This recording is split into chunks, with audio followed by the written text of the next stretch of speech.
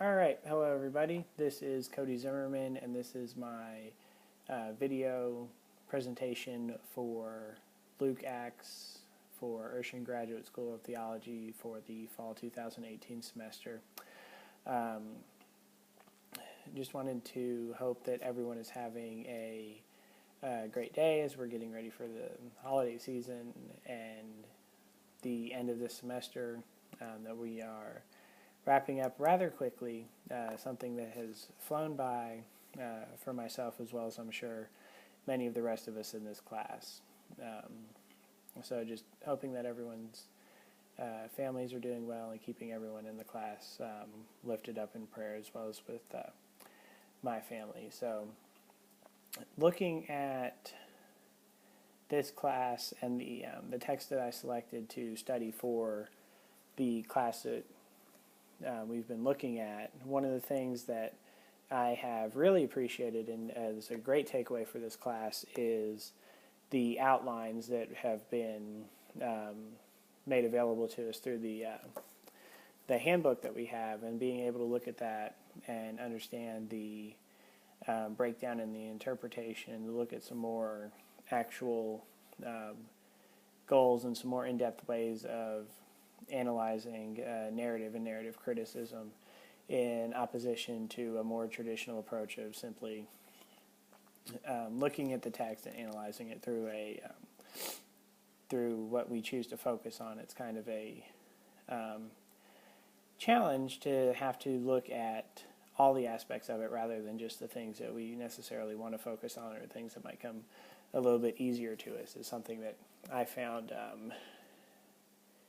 I'm not going to say easier for the class, but something that was very helpful for the class. So with that aside, the first section of scripture that I chose to analyze for this was with the book of Luke in chapter 14, verses 1 through 24. And so that was the paper that I wrote on first, and looking into the area that went into that in the first, like in the opening salvo of the of this chapter, of this section, you have the question posed as to healing on the Sabbath day, and you see that initially within all of the accounts of Jesus trying to do things in the New Testament on the Sabbath day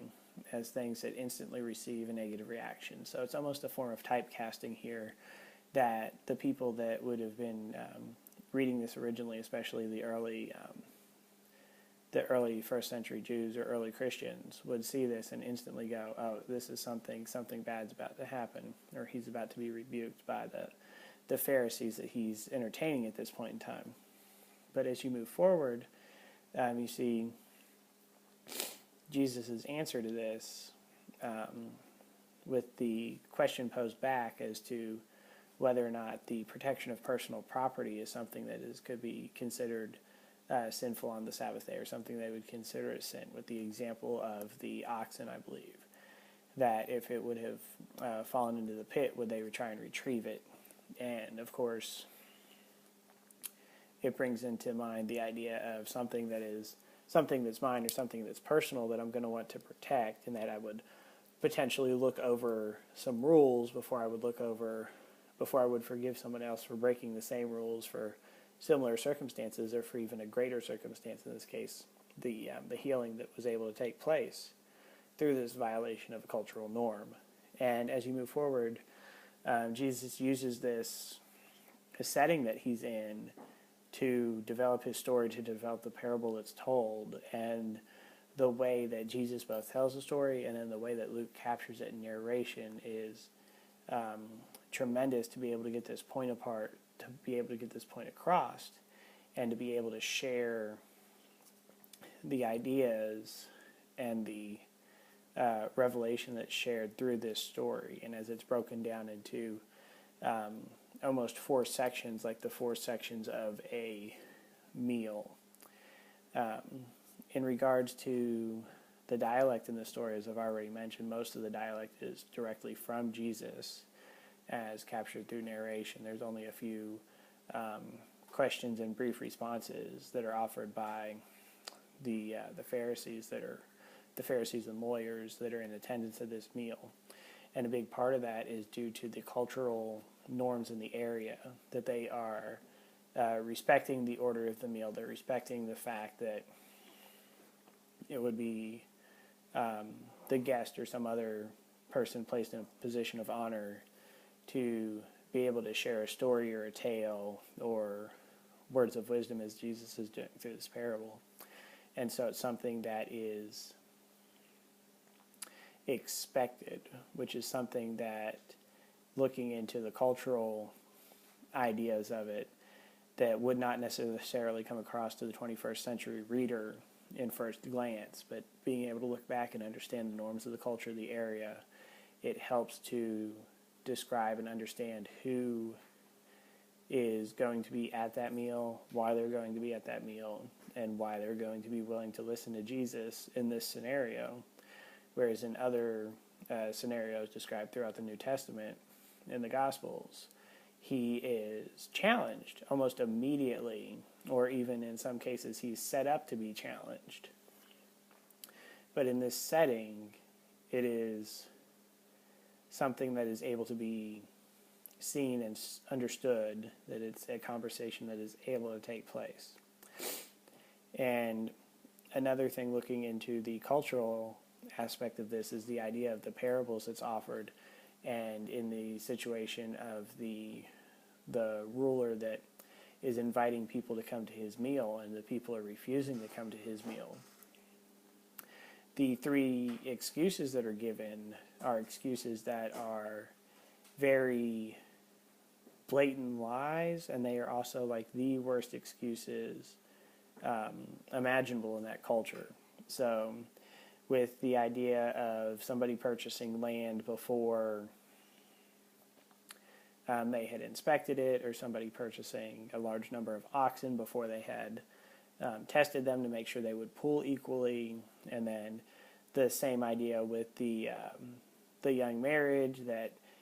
people in that culture would still see it as a benefit in a cultural status or in a socioeconomic status to still attend that meeting regardless of marital situation. In most cases, they would still be encouraged to attend this. And so we're able to see that. We're able to see the development of the culture in this scenario. We're able to see that Jesus is able to take the settings that are going on around him, and this continues on with the idea of what is our place at the table, and then also where do we sit ourselves, which is another demonstration of humility in this aspect. And Jesus is able to look at the scenario that he is placed in and see the Pharisees and the lawyers and them kind of jockeying for position at the head table and sitting in the seat that they think they're deserving of. But then if somebody else would come in that would be of a higher status, they would be sat down to a lower table. And so with that aspect in mind, Jesus gives the advice of when you come in, you seat yourself at that lower table, that lower status. And then in that exercise of humility, when the guest or the hostess rather comes in, they will seat you. They'll see you sitting at that table, and then they will invite you up to the status of which you are deserving. And so it's in that mindset of being able to control our own thought process of trying to place ourselves above where we might be in a normal setting, but then at the same time being able to realize the worth and the value of all of those around us, and not understanding that not everyone may know instantaneously where we may be.